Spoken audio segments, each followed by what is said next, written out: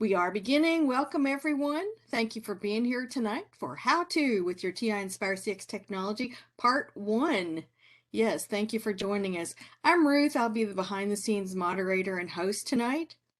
We are joining via WebEx, and so if you have any audio or video difficulties, you can try to correct those through your WebEx panel. If you find that for some reason, whether it's bandwidth, storms in your area, whatever is happening, if you're unable to fix your audio or video, just keep in mind we are recording tonight's event, so you can tune in another time. Also, throughout the session, as things are being displayed and demonstrated, remember you can go back and try them on your own with the recording and the documents later. We'll be using the WebEx chat this evening. Please practice, maybe even right now, choosing everyone from the drop-down menu. There are some other options. One of them says all attendees. Interestingly enough, if you choose that one, the panelists for tonight can't see what you're asking or sharing. So how about everybody send out just a greeting, tell us your location tonight, and choose everyone from your drop-down menu. And people are here from around the world. This is wonderful. Absolutely.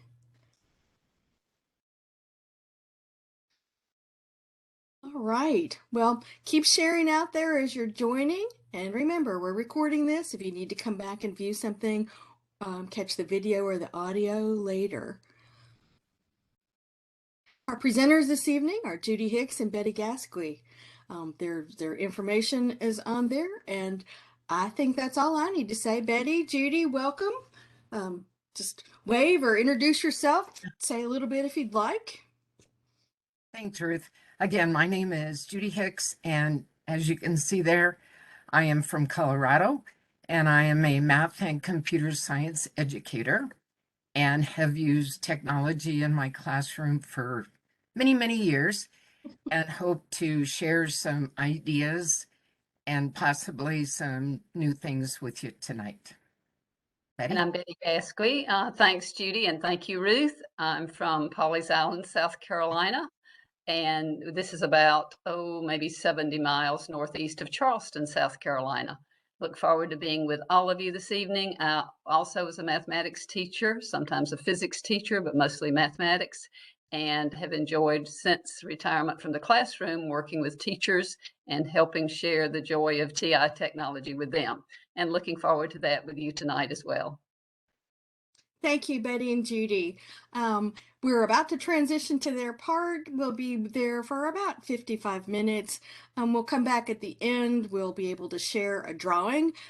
One lucky winner tonight will receive free registration to the T-Cubed International Virtual Conference, and we'll also supply the link for tonight's certificate of attendance.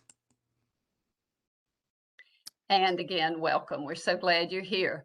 We're going to start this evening with a little very light solving an equation warm-up, nothing too stressful, and then we'll move on to some great features of the calculator and graphs application.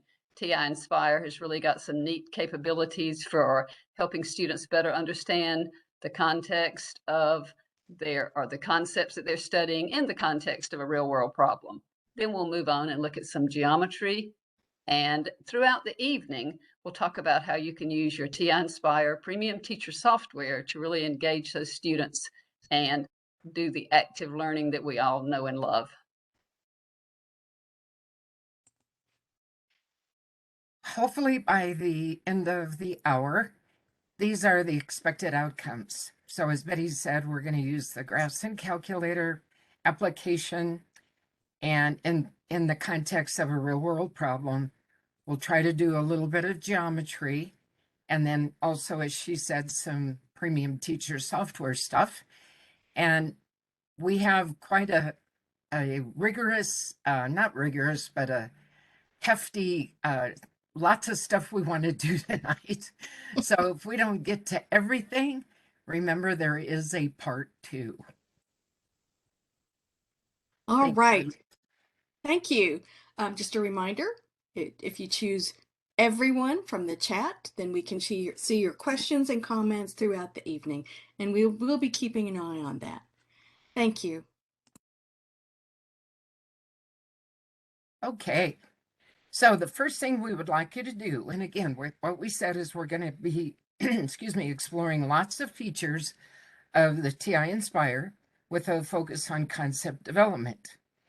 And again, ask questions in the chat or make comments, or please do chat when we ask you to.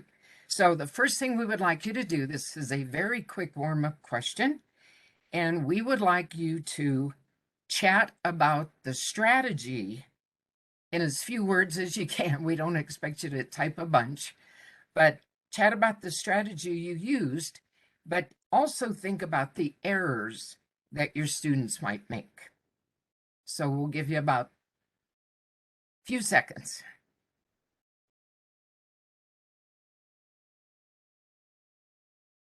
Best strategy to solve this and possible student errors or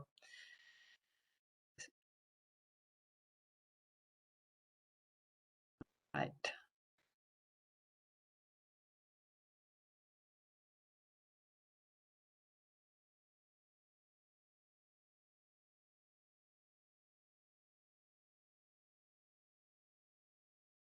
So we're already seeing those student distress that they're used to solving for X, not X minus 5. So we've got a few comments about they might solve for X. And then the dreaded order of operations, trying to multiply things out, arrows with the negatives. You see why we picked all of these negatives.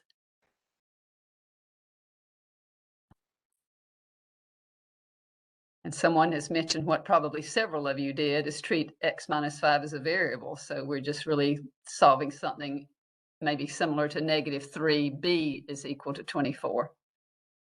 Okay. Y'all have come up with all of those exciting things that your students have done in the past. Okay. So we wanted to start with this question because of a couple of things, just again to get you to start chatting and just to think about it. But those of you that might be involved or your students involved with the SAT, this is a question that is very, very similar to a lot of or several SAT questions. And so often the students either not waste time, I hate to say waste time, but they may not use their time as efficiently as they should. So we also wanted to point that out. All right, so Betty, what would you like me to do? Okay, so what we're going to do, and we realize that all of you have got different levels of experience with the TI-Nspire. So I'm going to ask Judy to, on the keyboard that's to her left, or from the file drop down that she's doing, she's going to open a new TI-Nspire document. This is a handheld page size. If you create anything with your teacher software that you plan to send to the student handhelds, do pick the handheld size. And we're going to choose Add Calculator. And all of you have continued to send in really interesting things that students might do, and we appreciate you chatting about that. One feature of the handheld, the TI-Nspire, you may not have seen, even if you've used it a good bit, is ways that students can self-assess their work. Now, this is not to say that this is what students should do all of the time, but if you've given them some equations to solve and you're going to give them the opportunity to assess using the technology, Judy's going to type -3 multiplied by X minus 5, the same problem that we just shared with you. And do notice the difference between the negation symbol and the subtraction symbol there. The equal signs over on the left of the keyboard and 24. And remember, you said the answer for the X minus 5 quantity was -3. Whoops, -8. So the quantity X minus 5 gave us -8. So had the students really been asked to solve the equation, they should get -3 for X. Now, Judy pressed the control key followed by the equal sign to access these symbols. And the one on the bottom and the right that she's about to choose, we usually refer to that as such that it does allow you to put in a constraint, or in this case, she's going to type x equal to the correct solution for x, which is -3. Recall, x minus 5 was equal to -8, so x is -3. So this allows students to actually assess their answers if they've been asked to solve equations in one variable in this case, and certainly, and we're checking things that are not quadratic or polynomials. Someone made the comment about binary notation, so we should get either a true or a false for this. To show you something that we use a lot with the technology, Judy's going to show us where we got the symbol, first of all. Whoops, Judy, yeah, go ahead and arrow up. She arrowed up and she's going to press enter to grab that command. And Judy, if you just delete back and even delete the symbol so we can show again where that symbol came from. So she pressed Control followed by the equal symbol, which is immediately below it. And it's on the bottom right section of those symbols. Now, just about every symbol lives in more than one place. That's one place to locate it. Now, suppose students had made a mistake. Several of you gave great reasons that students might make mistakes. And Judy's going to press the equal sign. And one mistake I found that if students made, they would get a fractional answer. So Judy's going to demonstrate the fraction template. That's Control followed by the division symbol. It also lives in other places. So one incorrect response students could have gotten is -29. So she's going to type the negative, and then you can either arrow down, or which is the intuitive way, divided by 3. That was an incorrect answer. And if we press enter, there we go. Someone pointed out in the chat that we could use NSolve to solve the equation. And yes, that's absolutely correct. And when we get into a real world problem, we are going to use NSolve. And thanks for bringing that up. And some of you may know other methods to solve, but we just wanted to bring up the way that students could self-assess by using this method of checking their responses. It's really kind of nice that they can do this. That symbol can be used in other ways, and there are lots of great examples in one of the resources we're going to provide after the webinar in the folder that Ruth will make sure you have access to. Now, the fraction template is great in a lot of other ways. The negative symbol, again, is to the left of the enter key, and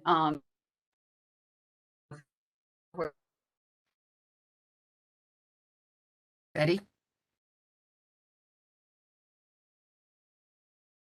Did we lose Betty?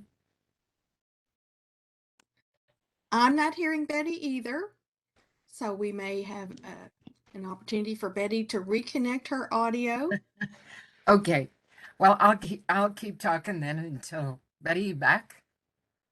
I did see in the chat somebody asked where the negative sign came from. Okay, the negative sign is right here below the 3, and then the subtraction, of course, is over here next to the plus sign, to the addition. So the negative is here, and again, that's another mistake that kids sometimes make when they're using the technology.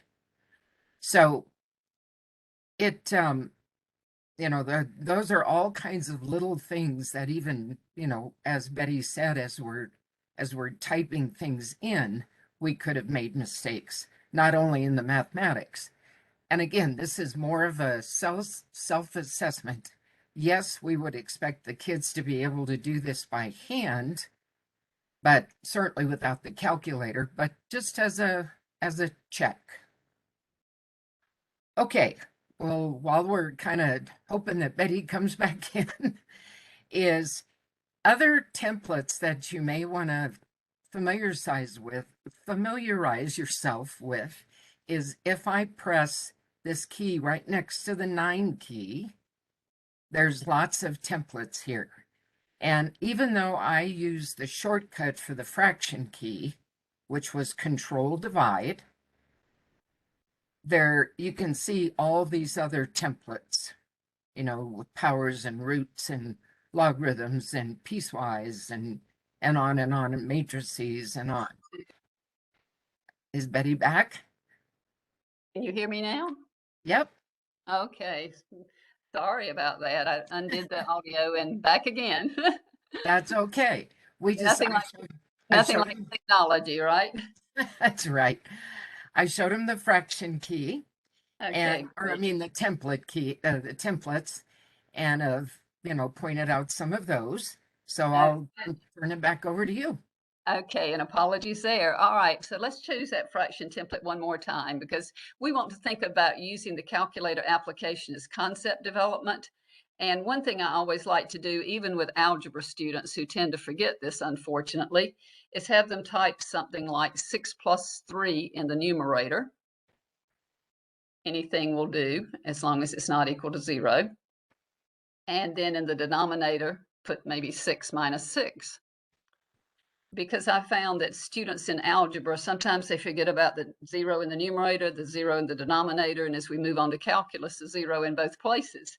And as Judy presses enter, many of you can predict what would happen here, but it's really nice to see it. And so that students understand that that is undefined. And then there are lots of other things that we can do on the calculator application page. For example, if Judy will take the base 3 and raise it to a power, such as 15 maybe, or 4 is fine. And notice she has to press the right arrow key to leave the exponent location. And now she's going to multiply. And then perhaps 3 raised to some other power. And this way, students can use the calculator application for investigation. And notice if we wanted them to get the answer 3 raised to the 19th power, which of course we do, that answer to the right doesn't give them 3 to the 19th. They would have to think about the laws of exponents to be sure that that's correct. So lots of investigations can be done with the calculator application, and we're going to revisit it today with lots of different contexts as we go along. And if there are any questions, of course, anytime along the way, do let us know. So now we're going to move into an activity from Math-Inspired, and Judy has already got that open, and we'll put this activity in the folder that we'll share with you. Okay, this is called the Classic Box, and I know in my own classrooms, I did this not only in geometry, but in Algebra 2 to take it a little bit further. And this is located in, just to show you that real quick first, at education.ti.com, and then you go to Activities, Math-Inspired, and this happens to be under the pre-calculus. There's also another version in the calculus, but this one, the one we're using, is coming from pre-calc and functions and graphs. Now, we're going to be doing lots of other things with this besides what is in here.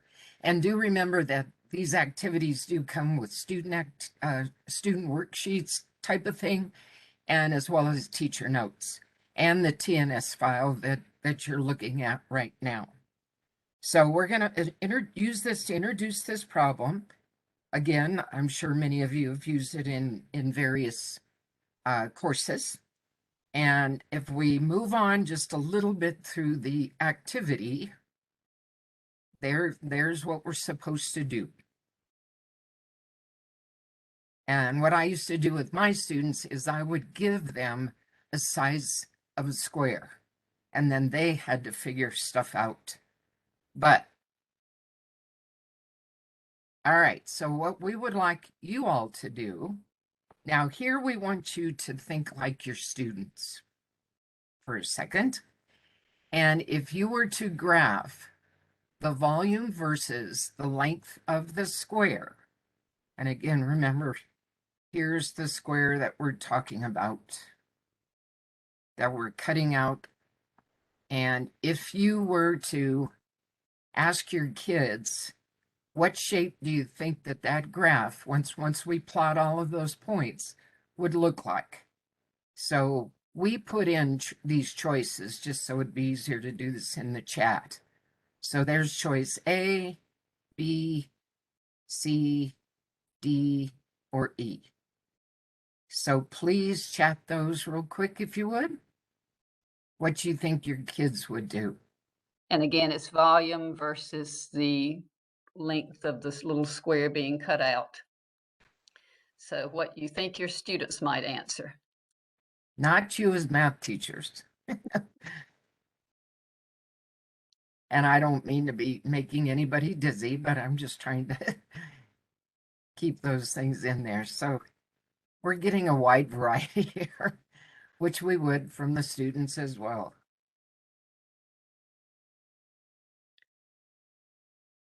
So, and we can see why some students might select some choices where we would not, of course. So there are several choices of B. Students might think the volume is going to keep on going larger and larger and larger. So it's a neat investigation. And as Judy said, she'd done it with some younger students. I've done it from everything from Algebra 2 through AP Calculus students. So it's kind of fun. So Judy's going to show you a couple more pages of this document. And it's very interactive, very engaging. I saw that someone asked for the link in the chat, and we'll try to get that to you before we go. But the activity itself will be in the document folder for this evening. So the neat thing is we can grab this little dot and change that square. And notice we're getting numerical data at the bottom on height and volume, because the little square becomes, of course, when it's folded up, the height of the box, the side of the square. And then we see that graph being created on the right. So some of you who are choosing the curves, you can see how this would verify that. But of course, our students might not have thought it was going to be the curve. And then it has an embedded question. After that, it does ask the student to go ahead and graph what they think would be the function for the volume, but rather than doing it within this, we're going to do it in a separate page in this activity that we'd already started. Now, we could start a brand new document, but Judy and I wanted to keep showing you things throughout the evening that you may or may not have seen before about TI-Nspire. So to add a new page to this document, she's going to press Control, followed by the document key. Right above the document key, there's a plus with the word page. And we're going to add a graphs page.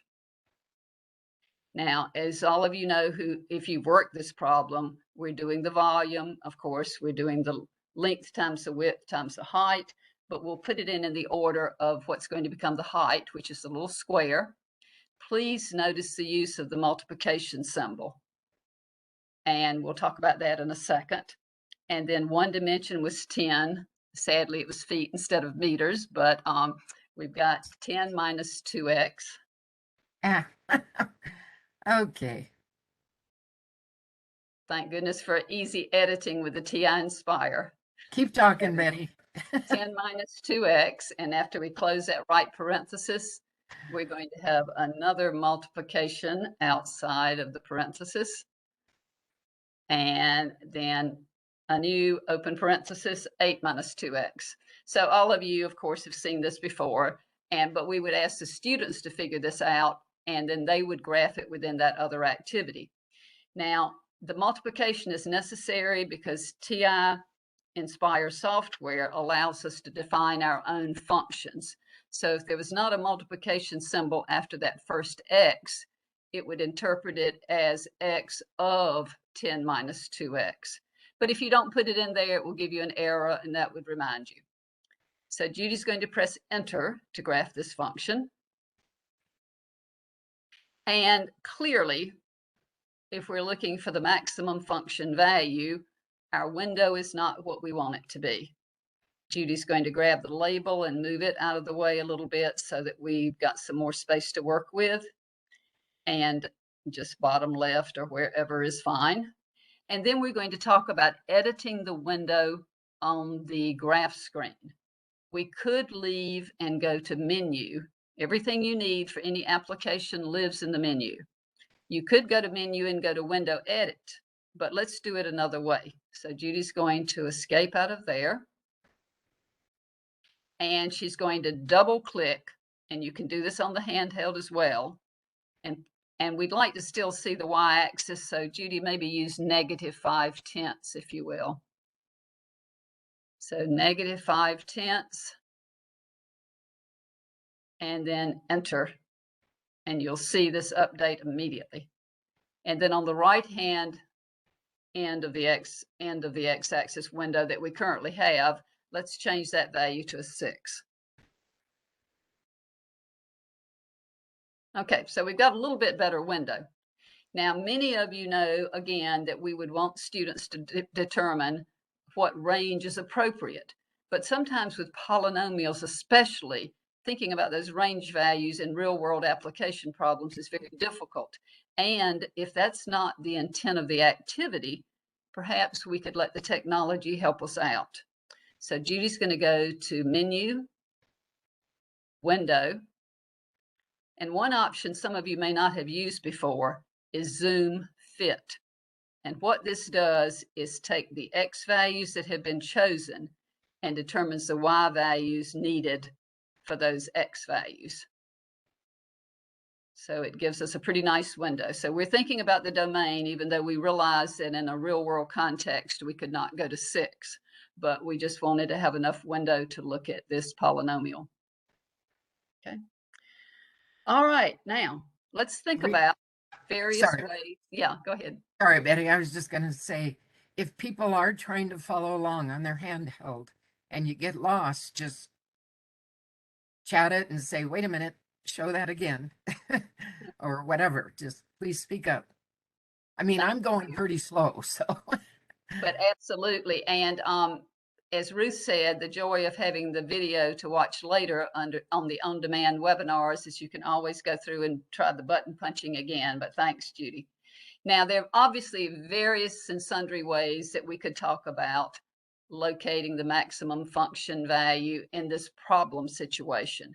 But just to kind of run through a couple of them, Judy's going to go to Menu, and we're going to do it very quickly because many of you have probably seen these, Table and Split Screen Table.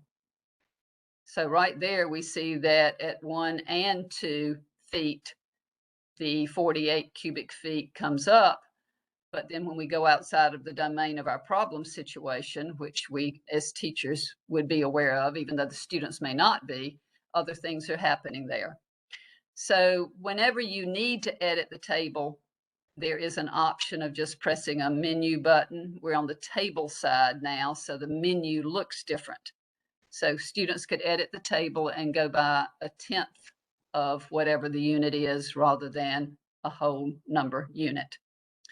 To remove the table, notice the shortcut there, Control T. So we'll remove the table. And again, the table's great, many different contexts. So Control followed by the letter T brings the table, Control followed by T takes it away. But what I'd like to do is go through a couple of ways, both graphically and numerically. So we're going to go to Menu, Analyze Graph, which is what many of you may have done before, and choose maximum. And then we, of course, have to stay at a number lower than 4, since if we went greater than 4, that 8 minus 2x would become negative. So Judy's going to click somewhere to the left of our function maximum, and then move over to the right and click again. And this time, we might think, oh, isn't that lovely? Exact. But it depends upon her settings for how many digits to be displayed. So this brings up another nice feature. If we're not sure that that really is exact, she can hover over the text and actually press the plus key if you're on the handheld, but also press the plus key if you're on the computer. And you can see that more digits are displayed. And the same thing can be done with the X value. If 1.5 is exact, it will not show additional digits, but otherwise it would when you press the plus. Oh, it was 1.47 something. So if you have a different setting, and when you first display this, it has a lot of decimals, this is an easy way to talk about rounding it a little bit. So lots of nice, neat things there. Now, again, we figured many of you would probably have done that with your students. And we see that at about 1.5 feet, you've got about 52.5 cubic feet of volume. But we wanted to share something else to make those connections of geometric and algebraic ways of looking at things, and numeric and algebraic and geometric. The research indicates that students really don't make graphical and algebraic connections very well. So I'm going to ask Judy to add a calculator page, control document, add calculator. And we're going to go to the menu. And if you teach algebra, you may not have often gone into the calculus menu here. We're not using the CAS version of the TI-Nspire, the computer algebra system version. So, but we still have some calculus options here. And one of them is numerical function maximum. Now, whenever you choose something from the menu, sometimes it's difficult to know exactly what goes next. So one of the wonderful things about Nspire is we have a catalog. Far to the right of the number 9 is a little open book. And if Judy types the letter N on her keypad there and arrows down to NF max, whoops, up a little bit more. I think. Did I miss it? There we go. There we go. Notice down at the bottom, it says we need an expression and a variable. Okay, so she can escape out of that, or we could have chosen. So the expression is actually that function. So she's going to type f1 of x. And then after that, a comma and variable x. Now, it's looking for the maximum of the function, but giving us the x value at which that will occur. So when Judy presses enter, we thought this was very interesting. What do you think it's doing? If you'd like to chat about it, because we were expecting about 1.5 for x, since it's looking for the x value that would produce the function maximum. What could be causing a difficulty? Yeah. Tell us what you think.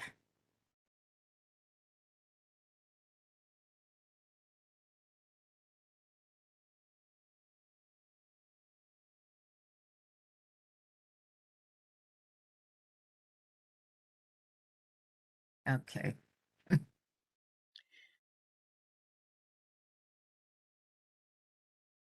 So sometimes we find with technology, if it's a numeric machine, 1 times 10 to the 13th is kind of a slick way of thinking about infinity.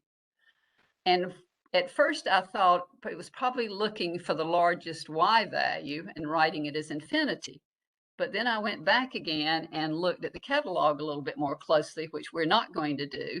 But Judy, if you would arrow up and grab that numerical function max, and then left arrow once to get inside, and we can put a comma and 0, because remember x is our variable, and another comma and 4, because we know that our values have to be greater than 0, but not greater than 4 to be folding up the box with the 8 as one dimension. So when she presses enter, we see that this is actually giving us the x value within that domain 0 to 4 that does produce the maximum function value. So basically x was going forever to the right with, I guess, the one before. And now the joy of this is if we want to verify what we saw on the graph, Judy can type F1, open parenthesis, and arrow up and grab that x value, enter to grab it, lots of decimal places there, and then enter again, which again gives us our function max. So a few things you may have seen, a few things you may not have seen. We hope to share some new things, but the main thing is letting students think about what's going on. Think about domain. What does it mean in a real context? And Judy, if you'll go back to page 1.2, we do want to mention that obviously this polynomial, the domain, all real numbers, but we're looking from 0 to 4 for the problem situation. So Judy, if you will remove that point, we're going to add one other little layer to this. And then we're not going to spend a great deal more time on this problem. She can right click on the handheld. A right click is control followed by the menu key. It's got a funny little symbol above the menu key that kind of indicates the right click. We did also want to talk about, in this problem situation, perhaps you have to use that same 8 by 10 paper, 8 feet by 10 feet in this case, cardboard, but you wanted to build a box that would have exactly 45 cubic feet, or whatever your unit you're using. So we're going to press Tab to open the entry line, graph the number 45, and followed by Enter. Now, the mention was made earlier of using numeric solve. We could set up numeric solve with f1 of x equals 45, but since some of you've probably done that, we wanted to share a couple of other little things. First of all, if we go to Menu, one feature of the TI-Nspire CX that you may not have seen is under Trace, and that is Trace All, the second option, which I love for the younger students particularly. And if Judy uses the left or right arrow key, notice the function 1 is in blue, the function 2 is in red, and we can see both function values at any x. And students often think that the intersection point is wherever you get really close when you trace, but it's a great opportunity for that concept development to point out that at 8/10 or 9/10 here, the function value is not the same, even though it looks as if it should be a point of intersection. So we wanted to stress that first. This is really powerful for those algebra students at the very beginning. But then let's press Escape, if you would, Judy. And we realize that many of you may have used the intersection tool under Analyze Graph, but we'd like to show you another intersection tool in case you haven't seen it. So Judy's going to go to Menu and Geometry this time, interestingly. We're on a graphs page, but we have geometry options. And one of them is intersection points. Now, Judy, if you'll hover over that little icon in the upper left corner of the screen, you have built-in help every time you choose something out of this geometry menu. And there's the directions. We don't have to look up anything. And the order of the graphs does not matter, but if you had 7 graphs on a page, you'd have to pick the 2 of interest. So she's going to click on one and click on the other. So in this particular case, if I want the volume to be exactly 45, suppose I had all of this extra cardboard left over, I have to use it to build my boxes. So it would not be the maximum volume, but it would be exactly the volume of 45 cubic, whatever the unit is. So we would be finding the X value that would produce that particular volume of 45 cubic feet in this case. Notice there's another answer that's outside of what we could use for our X value, but now there are 2 different dimensions you could use for the little square to produce that volume. And I hope that answers well what was in the chat. Okay, so again, there are other ways that we could do the solving, but we just wanted to share some of our favorite features of this so that you can think about, again, the problem situation for the students versus the real graph domain. And Bert Wakes and Frank DeManna, who were instrumental in getting the Teachers Teaching with Technology program started, and they were leaders of it until sadly their deaths, and we miss them terribly. But they used to always say, let's think of the domain of the function, and then let's think of the domain of the problem situation and bring in these real world examples. So we could do lots and lots and lots more with that, but I'm going to turn it over to Judy to talk about a couple of really neat new features that we want to share with you. Okay, thanks, Betty. And we're going to switch gears here a little bit and just, again, as she said, continue to talk about more things that we can do in our geometry, algebra 2, algebra 1 middle school classes. So one thing, and about this time of year, sometimes, depending on your curriculum, of course, we're talking about inverses. So we thought we would do a little quick thing with inverses. So the first thing I'm going to do is I want to make sure, yes, I could start a new document, but instead, I just want to start kind of with a clean, no functions defined or anything like that. So I'm going to press the dock key and I'm going to insert a new problem. Again, it's not something that I would have had to do, but just to make sure. All right, and I'm going to add a graphs page. So you can see I've now started over at F1. And again, not totally necessary, but thought we would do it. Now, another thing that we would like to do here is to show the grid. There are a couple of ways to do this, depending on if you are currently using the TI-Nspire CX or the TI-Nspire CX2. But I'm going to do it the way that works for either. So I'm going to go to Menu and View, and then down to Grid. And you can see you've got a couple of choices there, but we're going to do line grid.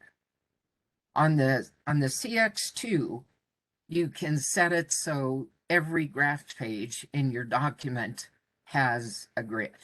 I mean, it's just one of the settings. So anyway, you've got that. So here I am going to type,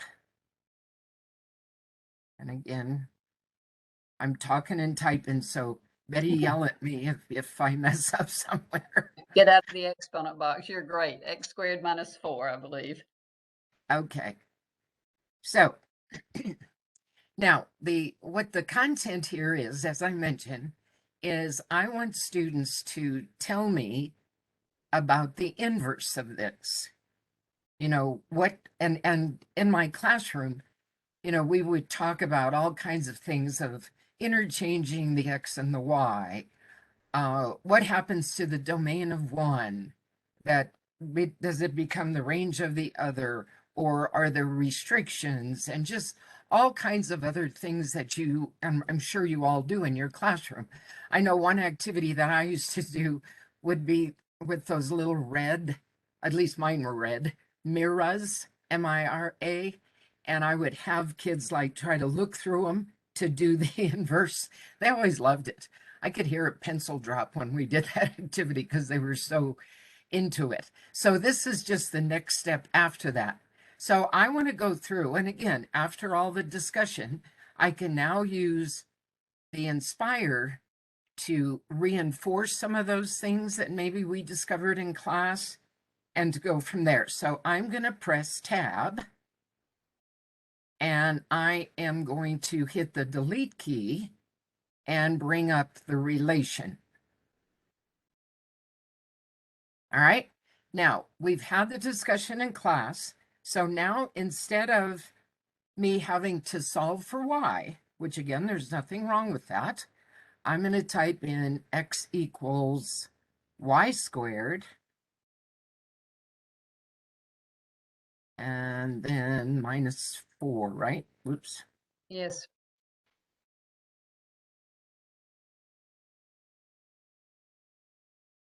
Now there's the inverse. And if I right click on one of them, just to change the color so we can see it a little bit, see it a little bit better.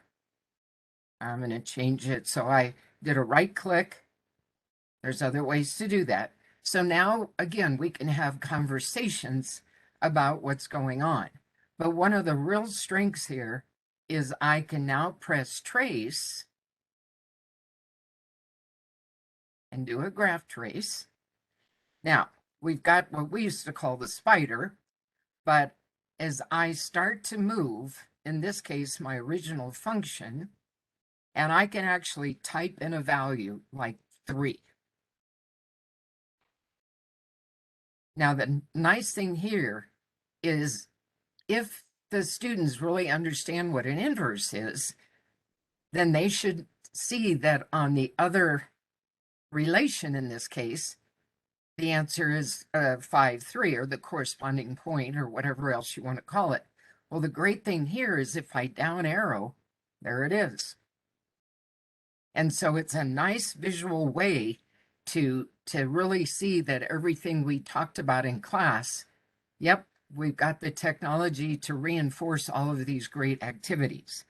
All right, now, but one more step here is I am going to up arrow to get the relation back again. But I want to now transform my original graph. Well, since I put the relation just as it was, I want to be able to have them both transform. So in perhaps an Algebra 2 or a pre-calc class, we could take this a step farther or further and say x is equal to, and that was F1. Right, F1, you said. Yep, of x. Except that this Y, I believe you meant, you said. Oh, I'm sorry. Yes, yes, yes. Thank you. I told you typing and talking at the same time. Exactly. You can rub the top of your head too. All right. So now, again, it doesn't look any different, right? And all of those things that we did before. But here's the cool part is now when I take that original graph, I can see my inverse also translating or, dilating or whatever. And Judy, we just had a great comment in the chat. Someone suggested we could also graph y is equal to x so that we could show the line of symmetry there. Absolutely. Great. And I'm so glad somebody said that, because that's exactly where we would set the mirror when we were doing that in classes on y equals x. So perfect. Yeah, we could put that in and go back up arrow here. And when you are in the relations and you need to go back to the functions, you can just go to menu. Yeah, that And probably would have been graph entry edit a little quicker. And choose the function might be a quicker way. But and Judy, we've also had a request in the chat about doing sliders, so we hope we'll have time to get to that too. Okay. So again, it reinforces all of those things that that we said. All right. So moving on, unless there's some other questions. So what I'm going to do, I kind of have a mess here. So I am going to delete a few things, which I can either do by right-clicking, or I can go to, like I showed on the relation before. All right, I want to take this function, move that out of the way.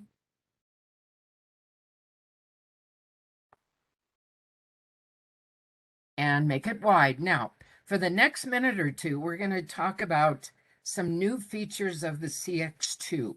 Now, even if you don't have the CX2, you could demonstrate this with your premium software. So either way. All right, so Betty, you want to walk me through this, and then I'll try to go a little faster. Sure, and this is a new feature of the CX2. Judy's going to go to menu and back to trace again, obviously one of our favorites. But notice path plot. That is new for the CX2. And for those of you who teach calculus, it is absolutely fabulous when you're doing particle motion and you've graphed the parametric equations and watching the object move back and forth at different speeds. But we've graphed a function, so Judy's going to choose function. And notice that we've got the little animation icon. And if you just click start animation, it shows the path being plotted. And she can press pause at any time using the little pause on the animation. You can use the left or right arrow key. You can reset. And we were thinking in Algebra 1, it might be nice if you entered the function, did not graph it yet, froze your overhead projector so the students wouldn't see the graph. And then if you choose path plot, you can ask them to make predictions of what this graph is going to look like. And we really like this. But again, my friends who are still teaching AP Calculus, they say it's a game changer with particle motion. I could see that. I used to have my little student be the bug and go back and forth being the particle motion person. But this is just a lot of fun. And again, it's great for making predictions. Okay, so we do want to get a chance to get, and as we always have about 83 things that we would like to do, but since it was in the chat and we had planned it anyway, Judy, I'm going to turn it back to you for, unless you want me to continue talking. Sure, go ahead and talk, and then I'll type a little faster. I know it's hard to do both. Okay, so Judy just added another graphs page, and she pressed the delete key to eliminate the equal sign. And now we could choose a relation, but we're just going to pick y less than from that list. And she's going to type a multiplied by x plus b. Now notice again the multiplication symbol. If you don't put that in, it's treating ax as a single variable. When she presses enter, it says, do you want to create sliders? And we could have used 3 of them if we were doing a quadratic. So she's going to say, okay. And those sliders can be moved to different locations. But if Judy right clicks, she can also choose minimize, which is really nice. Notice move is an option, minimize is an option. Now the settings would have been preset, maybe something like -5 to 5. Judy, right click on one of those again, if you will. We're not going to do this, but one option would be settings where you can say, I'd like to go every 1/2 instead of every 1 increment. So you've got lots of different options there. They can be vertical or horizontal. We have the minimized already. Okay, so right now, notice the value of A is 1, the value of B is 1. If Judy clicks on the right or left of those sliders, let's just see what happens a little bit here. And we could have used whatever letters. So. And it could have been a function rather than an inequality. We just hadn't done an inequality yet, and we wanted to. And yes, you could have used a different letter. Now, if you're trying to talk more about the linear part of this or whatever, yes, absolutely could use M instead. So. And Judy, if you will now change A to -1. Just I picked 1 to use, and then change B to +3. And one of the nice things about this, if Judy moves really close to that line where you've got the, notice it is a dotted line and it looks good like that. Okay, so what we're going to do now is show you that brand new feature of the CX2. All of this that she's done right now could be done on any CX, but the CX2's got this extra new feature. She did a right click on the graph itself and is choosing attributes. When you arrow down, notice right now it says label prefix is off. If she does, oops, back up 1 to the A row, I think. There we go. I went too far. Okay, label parameters. Right now we've got the names of those parameters, A and B. But if she does a right click, I mean a right or a left, it says show values. And now she's just going to press enter to close that. So now the values are placed in the location of the parameters, and students can see those updating as they use the sliders. So we can still create sliders on the TI-Nspire CX, but this new feature of showing the values of the parameters in the equation itself is new with the CX2. Now, another activity we're going to share with you in the folder that's a real favorite of Judy's and mine is linear inequalities in 2 variables, which of course is tough to teach. But before we show you this, notice right here, our inequality is y is less than x plus 3. Judy's going to add a calculator page. And this is something that is pretty subtle, and I tend to forget that we can even do it. On this calculator page, and normally we'd take a little bit of time to chat about what's difficult for students about inequalities, but we know what it typically is. Now, Judy, was that relationship 1 or relationship 2 we just had? I think it was 2 because I didn't do a new problem, but I could go to VAR. No, that's okay. Yeah, it's relation 1. So she pressed the R key. Now, let's think about what students have to do when they're doing the problem solution of an inequality. They have to think about all of those ordered pairs, you know, above or below or whatever. So if we take a test point, for example, 1, -2, and Judy would type 1 and a comma and -2. And again, the negation key there, and then enter. That says that's true. Let's go back to the graph. And is 1, -2 really in the solution area? Yes. If we think of a value that might not be in the solution area, perhaps 4, 4, she could go back to that page, the calculator page, and arrow up and grab it and test another point. So this gives students a way to do it with technology. We know that they should be able to do it algebraically, paper and pencil, but they're so engaged with technology, and the visual is just really, really nice to reinforce those concepts. So new features, the path plot, and showing the values in the equations when you do have sliders. So this is the activity that we like so much, and we'll put this in the folder for you. And let's see. What this one does is it basically does what we did, but the kids are asked to move points around, and like on this page, I can move this point around. And so the true false that we just talked about on the calculator, I can also change, oops, sorry. And so this is very interactive as far as, but otherwise it's kind of doing all of those same things that we just did. But again, it's got the student activity with it and the teacher notes in this TNS file. And the reason, main reason for us doing it differently was to share those wonderful sliders with you.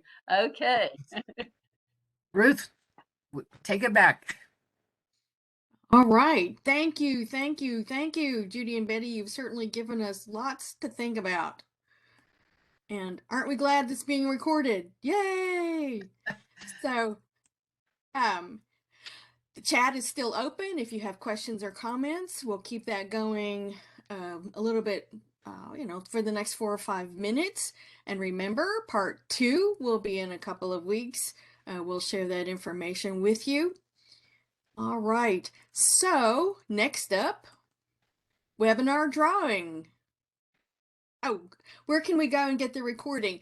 And the next few days, you will get a link. It'll tell you that the recording is available. It might even provide the link there, and it will also tell you where you can get the documents that they're sharing tonight and certificate of attendance.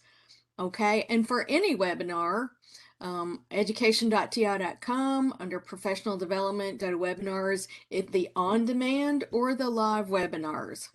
Great questions. Thank you. All right. And webinar drawing. So while they were working, I had to pull myself away from being enthralled with the presentation and use my random number generator and the list of attendees. And the winner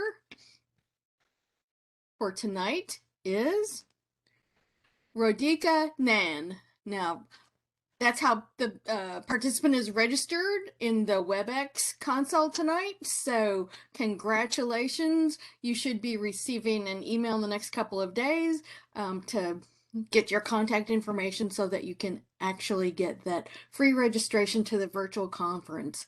Congratulations so much. Yes, and here's a link to tonight's certificate of attendance for tonight's webinar. I'll put that in the chat. You will also get it again later in email. And thanks to everyone for your participation tonight. It was a joy to be with you. Betty, I just put my email in the chat. You might want to. I'll do that as well. In case there's any questions, again, the stuff that we didn't get to tonight, we'll get to next time, or if you have other questions, email. The geometry will slide right over to me. That's right. Yes. A couple of reminders here. This is being recorded. You'll get email telling you where you can get the documents. And as you leave the WebEx, you have an opportunity to save the chat. So you might want to save that information. If you're on a tablet, you might have some limited options in terms of that. But thank you so much for engaging in the chat and being active participants. And we hope to see you back for the part 2. Ladies, the part 2 will be on May the 7th, I think. Oh, 7th, 5th or 7th, whatever's Okay. Thursday. One of those, sorry. whichever one Yeah. is a Thursday. The That's 5th right. looks like a Thursday, or the 5th is a Thursday. Okay. Excellent. So thank you so much. Thank you, ladies. Thank you, attendees. We'll keep the chat going for a little bit and hope to see you next time. Bye.